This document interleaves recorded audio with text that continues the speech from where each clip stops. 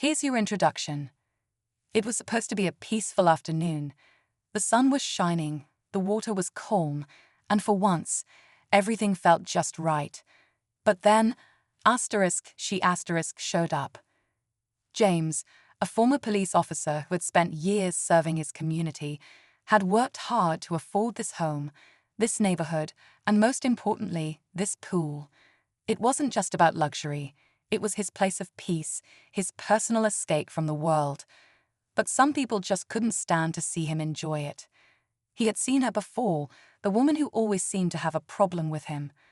The one who looked at him like he didn't belong, like he had somehow wandered into the wrong neighborhood, even though he lived there.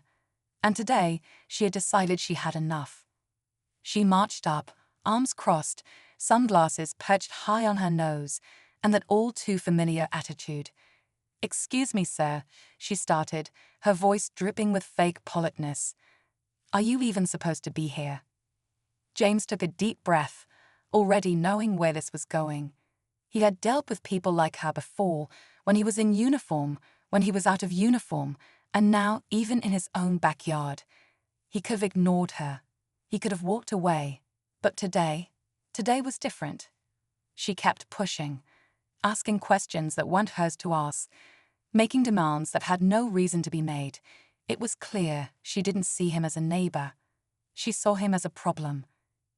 But James wasn't about to let her ruin his day, and he definitely wasn't going to let her invade his space without consequences. So he decided to handle it his way. And what he did next? Well, let's just say she never saw it coming. Stay tuned, because this story is about to take a turn you won't forget. James took a deep breath, steadying himself as he looked at the woman standing in front of him. He had dealt with all kinds of people in his time as an officer, some hostile, some entitled, some just plain ignorant. But there was something about that made his blood simmer just beneath the surface. Maybe it was the way she stared at him, chin lifted slightly, like she was sizing him up, like she was waiting for him to prove her right.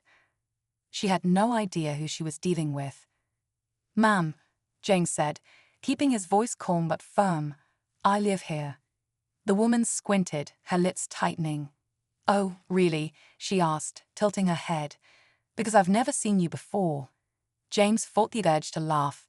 This neighborhood wasn't exactly small, and he wasn't exactly the type to introduce himself to every passerby. He didn't need her recognition to prove he belonged. But that was the thing with people like her.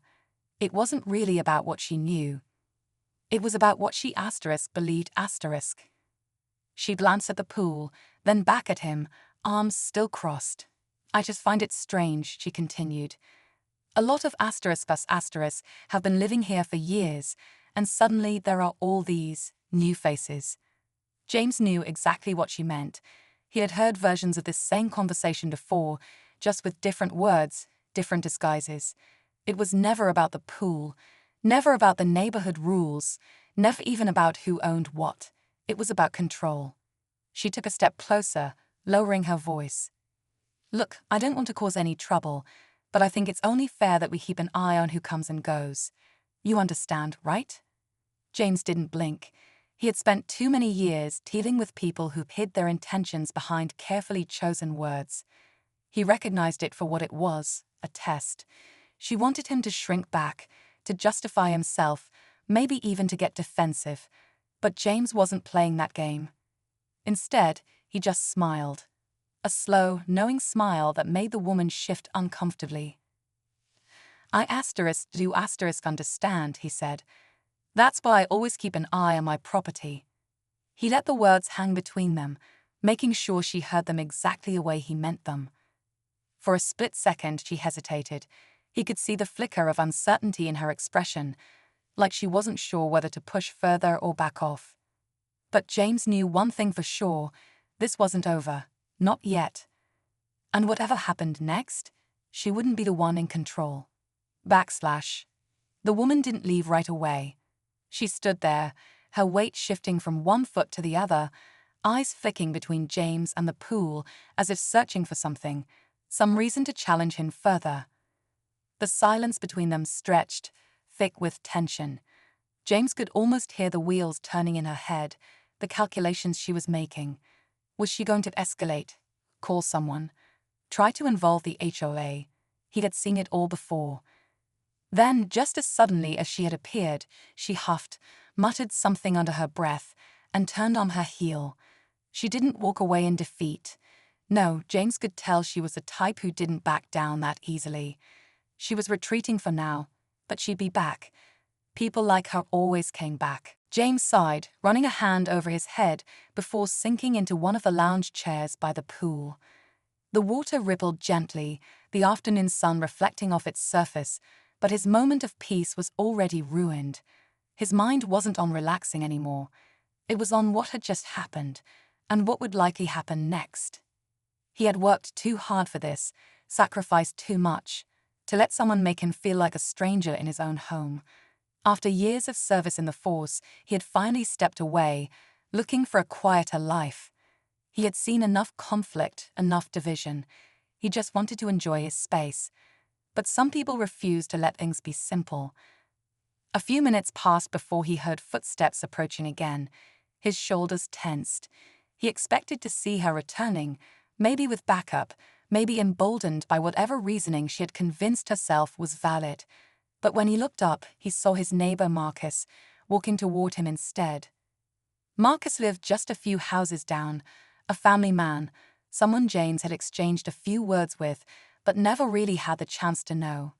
He was holding a cold drink in one hand, the other tucked into his pocket, his expression unreadable. "Saw what happened," Marcus said after a beat, nodding toward the street where the woman had disappeared. James exhaled sharply. "Yeah, I figured."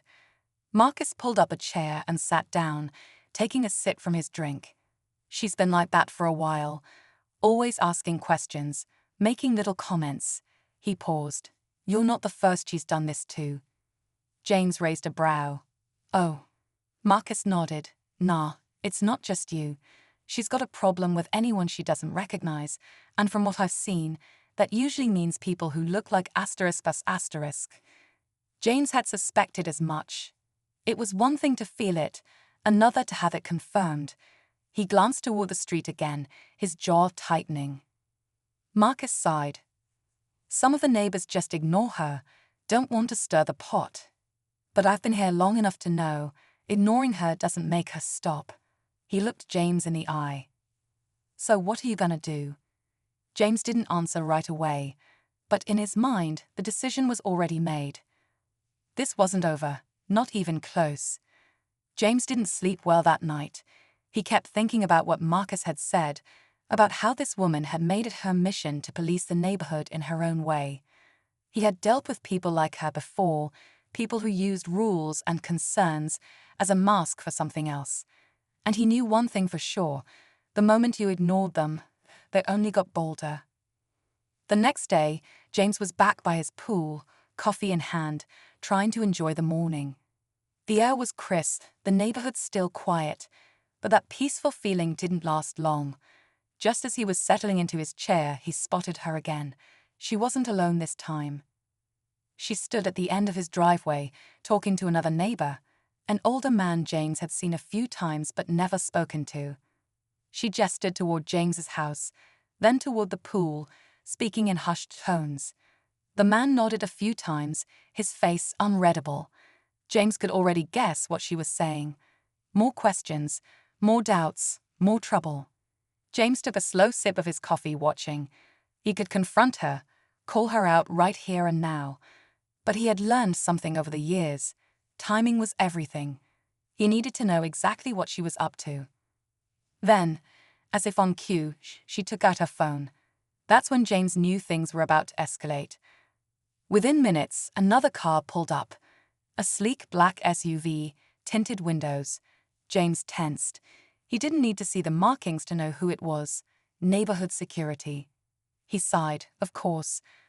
Two men stepped out, both in uniform, scanning the area before approaching.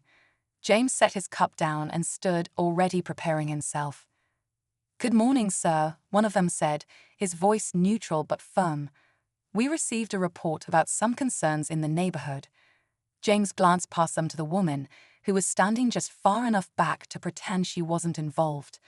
Her arms were folded, that same smug expression on her face. James nodded, keeping his voice even. "And what concerns would those be?" The second officer shifted slightly. "We were told there was an unauthorized person using private property." James let out a short laugh, shaking his head. He knew this game. He had played it too many times before. "Well," he said, crossing his arms, "since this asterisk is asterisk my property, I'd love to know who exactly is unauthorized." The two officers exchanged a look. The first one cleared his throat. "Would you mind providing proof of residency?" And there it was. James felt his pulse steady, his mind sharpening. He had spent years enforcing the law. He knew his rights. He knew exactly how this worked. And he also knew one thing for certain: he wasn't about to let this slide. Not today, not ever. James didn't move right away. He let the question hang in the air, watching the two security officers shift on their feet. He could see the hesitation in their eyes now, the way they were starting to realize this situation wasn't as simple as the woman had made it seem. Still, they waited. Proof of residency. In asterisk, his own yard asterisk. James exhaled slowly, keeping his temper in check. "You want proof?" he asked, reaching into his pocket.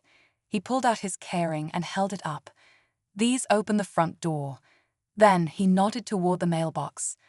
"My name's right there, on every bill, every piece of mail." The first officer cleared his throat, glancing back at the woman. "It's just a formality, sir." James' jaw tightened. A formality for who? Everyone, or just me?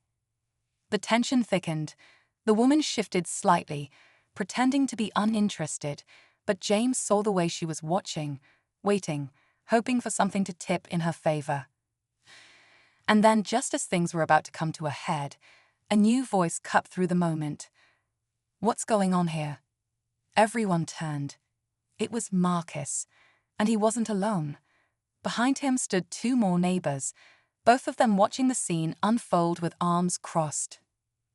Marcus took a few steps forward, his expression unreadable. "You telling me James has to prove he lives asterisk in his own house asterisk?" The second security officer hesitated. "We were just responding to a call." Marcus let out a dry laugh. "Yeah, I bet you were. And I bet I know exactly who made it." His eyes flicked toward the woman, who had suddenly lost the confidence she had just moments ago. James felt something shift. This was no longer just about him. This was bigger. Then came the real twist. One of the other neighbors, a woman James barely knew, pulled out her phone. "You know what?" she said.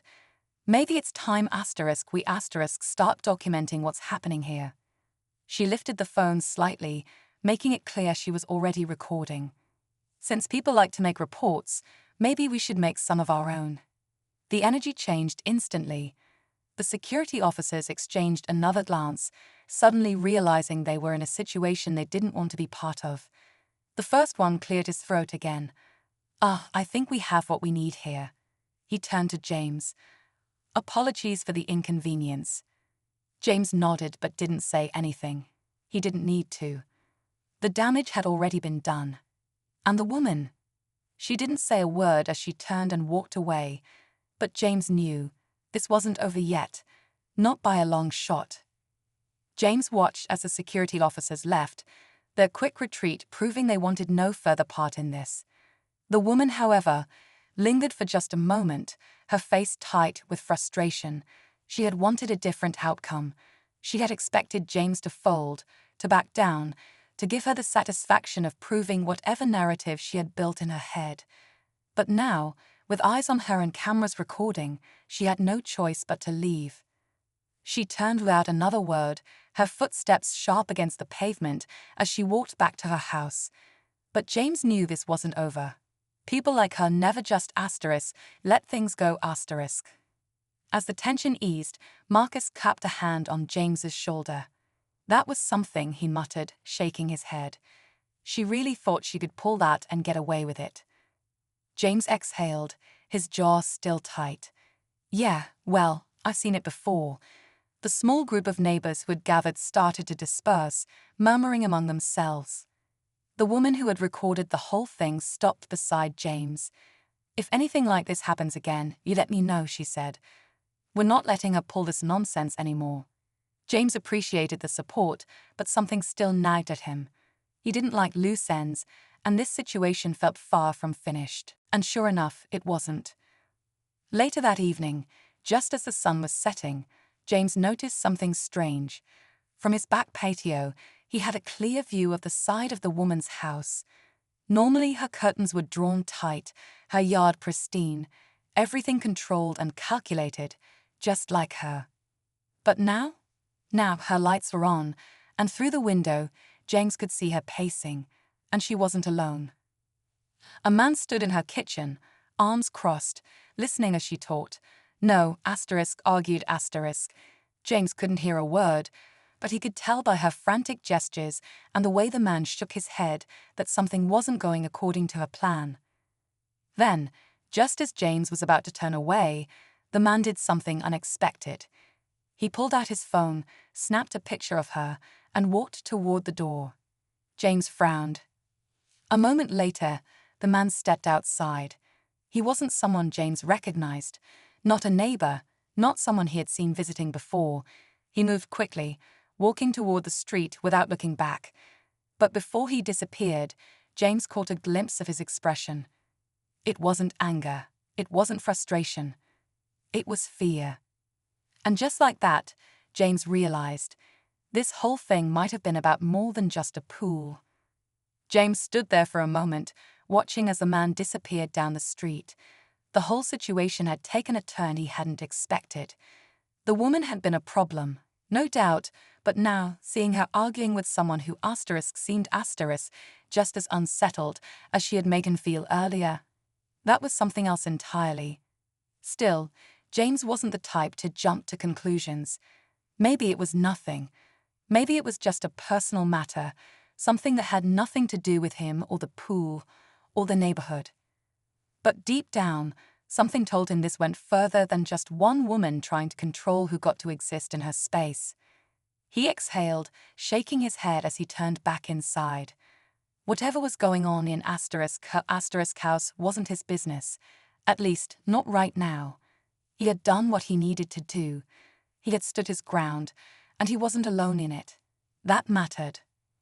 The next few days were quiet. The woman didn't come back to the pool. No more security visits. No more lingering stares. It was almost as if she had vanished completely, her presence no longer looming over the neighborhood like before. Then, just as James was starting to think the whole ordeal was behind him, Marcus showed up at his door. "You here?" Marcus asked, leaning against the frame. James raised an eyebrow. "Hear what?" "She's selling her house," Marcus said, shaking his head. "Moving out." James blinked. He hadn't expected that, seriously. Marcus nodded. Yeah, not sure why, but something must have spooked her. James thought back to the man, the argument, the way he had left looking almost afraid. Maybe she had bigger problems than just trying to police the pool. James didn't ask any more questions. He just let out a slow breath, nodding. "Guess that's that, then." Marcus smirked. "Guess so." As Marcus walked away, James stepped outside, looking around at the neighborhood, the same one he had worked hard to call home. And for the first time in a long time, it felt like home.